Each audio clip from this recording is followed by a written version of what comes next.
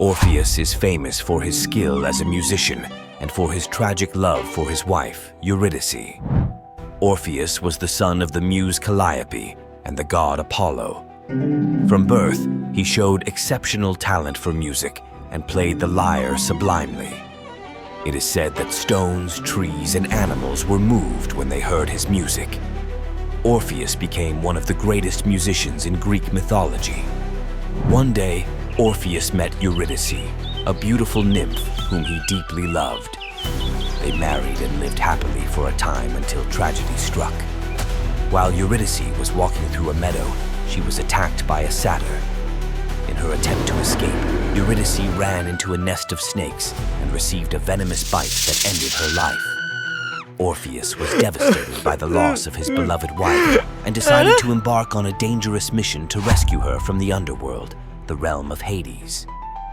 Armed with his lyre, Orpheus descended into the depths of Hades, where his music moved even the spirits of the dead and the guardians of the Underworld. He charmed Charon, the ferryman, with his music to help him cross the river Styx, as well as Cerberus, the fearsome dog that guarded the entrance to the Underworld. Upon meeting Persephone, the wife of the god Hades, he pleaded with her through his song to release Eurydice and allow her to return to the land of the living. Hades, who ruled the Underworld, appeared, and moved by Orpheus's plea, agreed to let Eurydice return to the world of the living. But on one condition: Orpheus had to guide her back to the surface without looking back until they were out of the Underworld. Orpheus accepted the conditions and began the difficult ascent. However, filled with anxiety and doubt, he couldn't resist the temptation to look back to make sure Eurydice was following him.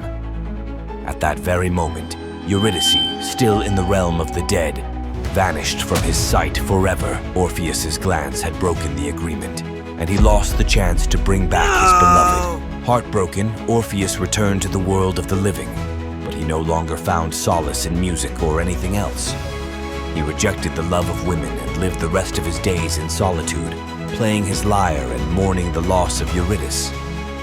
Eventually, he met his death at the hands of the Maenads, followers of Dionysus, who tore him apart for rejecting women and their offers of love. After his death, Orpheus was raised to the sky as a constellation, and his lyre became the constellation Lyra. His story has been told and reinterpreted countless times in art, music, and literature, and his tragic love for Eurydice remains one of the most poignant myths of ancient Greek mythology.